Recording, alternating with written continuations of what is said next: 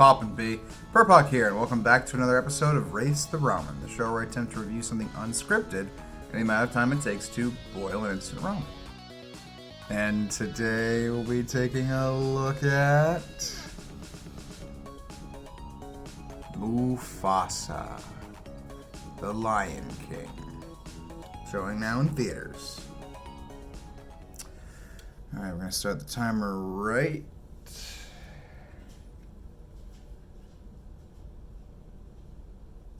now. Okay, so Mufasa, the Lion King. Here we are with some more of that live action, quote unquote, live action Disney remake, quote unquote, stuff. Is everybody excited? I'm not.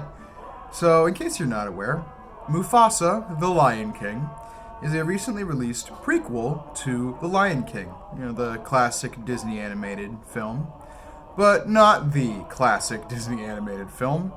This film clearly exists because the live action remake of The Lion King, which is actually an animated movie that just kind of looks like real life, made $1.2 billion at the box office or something a couple of years back. So here we have another one of the live action Lion King things, this time a prequel, focusing on how Mufasa became the king that we know him as in The Lion King, and how he came to know his wife Sarabi, meet Rafiki, his relationship with his brother Scar, all that stuff that I'm sure so many people were dying to see in like a $200 million, 2-hour-long live-action prequel. Maybe some people were dying to see it because this movie's making money. It's made like $500 million globally, something like that. But when I'm recording this, but the reception in general has been a lot less kind than it was a few years ago to the live-action Lion King. I've never seen the Lion King remake, but that's mainly because I'm kind of against these Disney remakes on principle. I've maybe said something to that effect before. And the Lion King one in particular is just like one of the dumbest ones conceptually, because they remade a beautiful, colorful, animated musical into a pseudo-documentary looking thing that takes away all the joy and artful expression of the piece. And they've been sticking with this trend for a few years now, and I and many other people aren't just sick of it. We don't get it. Because what's the point of remaking movies like Snow White and Pinocchio in live action when that's just going to make them worse? Not only because they look worse, and these movies are just generally pretty bad, because you take a movie that was already pretty good and fantastical, and then you put it in live action. And I know I'm rambling a lot about circumstances surrounding the film without talking about the film much itself, but I don't know what I can say about Mufasa the Lion King.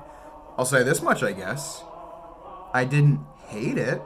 I was kind of enjoying myself for the first third of it, first act roughly, because it has the advantage over the live-action Lion King remake in that it's not completely bound to the story that it's based on. I mean, it is a prequel, so it has to set up all this stuff, and it's very dumb the way it establishes most of this stuff, but I don't know.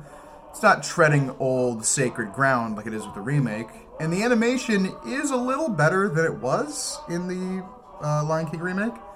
It's still stuck to the fact that they all look like real lions, and at times it's legitimately hard to tell Mufasa apart from Scar, and I think at that point you should have known that you fundamentally fucked up. But the animation is better, and the look of the film is better than it was a few years ago.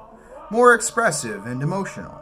But again, it's stuck with the inherent problem that's trying to look like real life, which handicaps horribly its ability to be like an immersive fantasy, and for us to get emotionally invested, because they look like lions. Lions that aren't even as expressive as lions can be in real life, as many people have pointed out. And really, if I were to just go into the details of the story, it's kind of interesting at first. It's stuff we haven't seen before. They do this kind of interesting setup where Mufasa is separated from his family, and he meets Scar. They're like adoptive brothers. and you get to see how they were close and how they drift apart. But like, to me, it feels like competent and reasonable and like paced well enough for what it is for like the first half. Then as it goes, it just kind of like all the interesting ideas like tear away like wrapping paper, and you're just left with this generic like whatever kind of prequel that basically turns into more or less exactly what I thought it was going to be when I saw the previews. A kind of pandering nostalgia cash grab thing that's not really worth watching.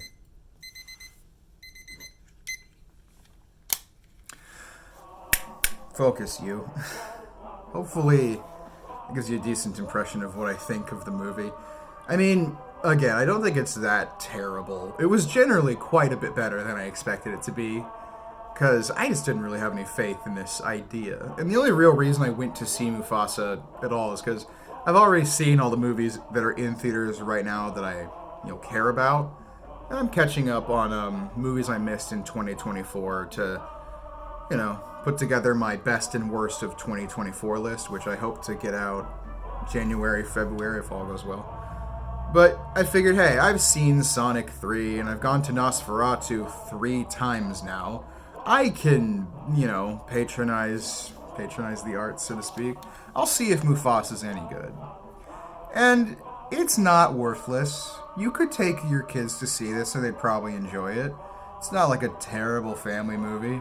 But like, I don't know, man. There's so many better options. And again, this prequel just generally does not need to exist. These live-action remakes / spin-off things are a dying trend, and the box office is starting to reflect it. I mean, this made lots of money, but not nearly as much money as Lion King 2019 did. And at least in its opening weekend, it was losing to Sonic 3, which also had like just generally better critical responses too. So I don't know. I think the public is starting to get sick of this stuff, and I don't blame them. Because, like, when it's good, it's good.